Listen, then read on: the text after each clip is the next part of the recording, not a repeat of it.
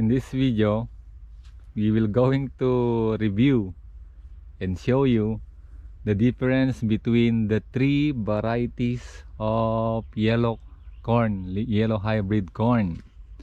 By the way, this video will help farmer determine what variety of the hybrid yellow corn will yield more, and will give you the difference of how Anaa, Vibitall, and Power Grower help the plants, especially this corn, to produce bigger and heavier ear. Now our camera is focused on the variety of corn that is developed by DeKalb or Monsanto, I think. This the variety of this corn is DeKalb 9132, I think, if I'm not mistaken. I am here at the outside part because usually at the outside part you can see the bigger ear of this corn. This is the size of the corn. Maybe I think this is average, because if you will compare those other one, more small than what I don't like from these varieties, they produce much abnormal. I think as I move around from this plantation, almost 3 hectares, I have found many ear that looks like this. Yeah, it's about 5% of the total population of the plant ear is like has like that. And besides, it is smaller compared to the other varieties. So this is the DeKalb 9132. The distance of planting is very the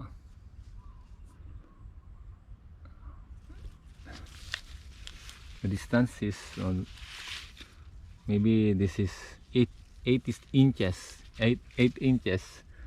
The tend to seldom you can see 1 feet in distance. The average distance is between the plant is from 6 to 10 inches, and between hills maybe the distance is 20 feet or 20 inches, and more than 1 foot ruler. Maybe it is 16 to 20 inches is that the distance between hills or rows. So this is the size of ear, but normally those distance are applied to other varieties of corn. So this corn, I am at the outside part to see the bigger ear of this corn. Going inside, I know that we will be seeing, or smaller ear can be found inside. Let's go to the part that is frequently exposed to the sunlight. This one is partially shaded during morning, but it is exposed to the sunlight during afternoon. But this portion that we will going to show you, this portion is exposed to the sunlight all day long, all day. So as you can see, the ear is not that big, medium in size. Okay, so we're going to show you and let you decide what kind and variety of corn yellow corn you will going to plant next. Okay, this is much for this Decal 9132. Let's move on to the next variety, the Syngenta or NK 6414. Yeah.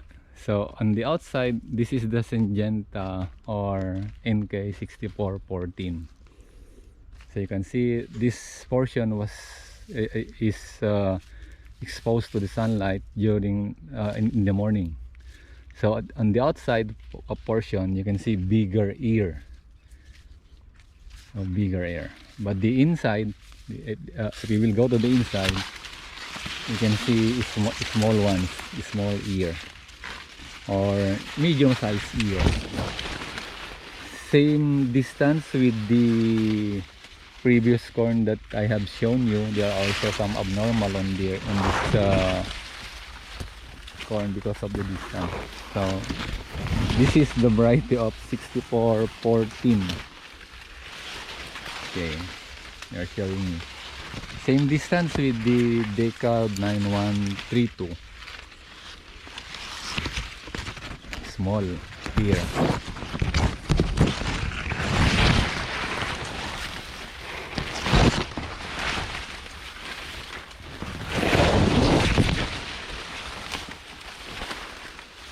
So this is the NK 6414. In the outside part, bigger ear, but in the inside part, medium ear. So the first corn that I have shown you is Decal 9132.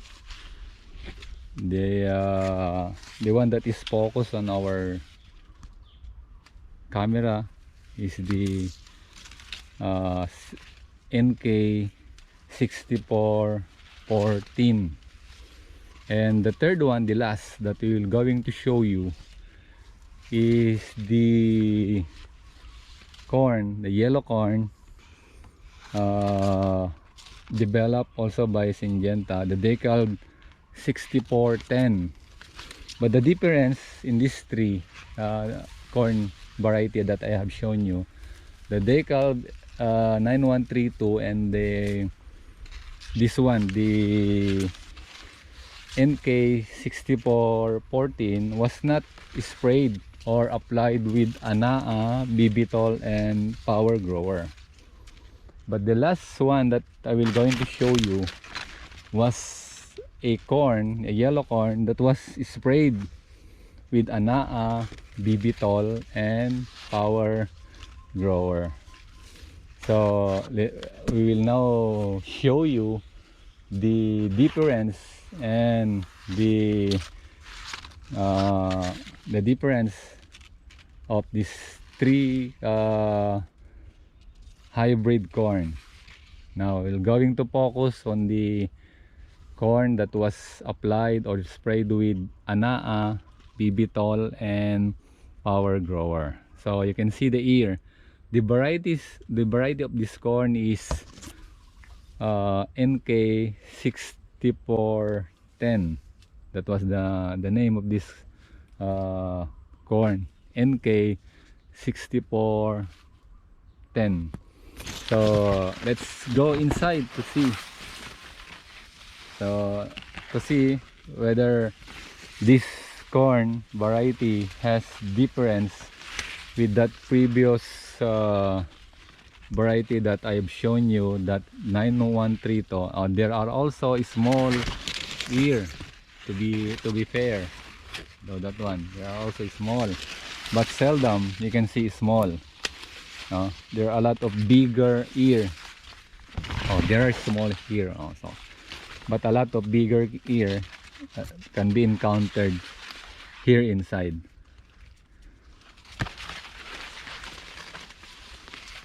So that was the difference of using this Anaa and Power Grower. We are now on the shaded part, so that's why the ear of this corn that was raised on the shaded part is small. Let's go to the part where the portion, or the part where it is uh, exposed to the sunlight all day. So on the outside part, you can see bigger ear. So bigger ear can be seen and observed outside. And also inside, you can also see bigger ear. So we will going to compare this one, this 6410 compared to the 6414. What I don't notice on the 64, also there are abnormal in the 6410, and there is also abnormal here in the 6414, like that. We have also observed that in the decal 9132. But in summary, I appreciate the ear of 6410. The ear of 6410 that was applied or sprayed with Anaa, Power Grower, and Vibitall. It is bigger compared to the previous two varieties, the 9132 and the 6414.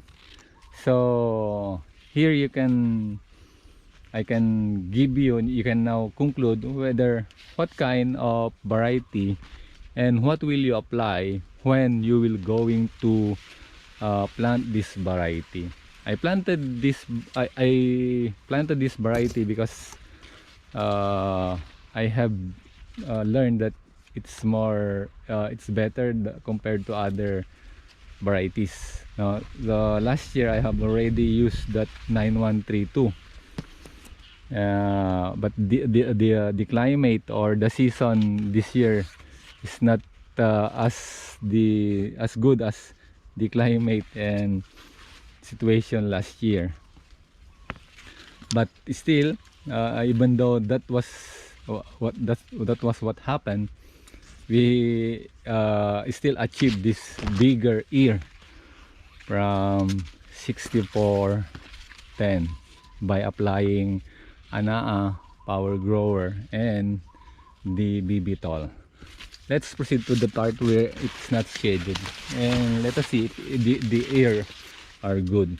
So you can see bigger ear at the part where it is exposed to the sunlight. There are also abnormal ear, but it's still on top only.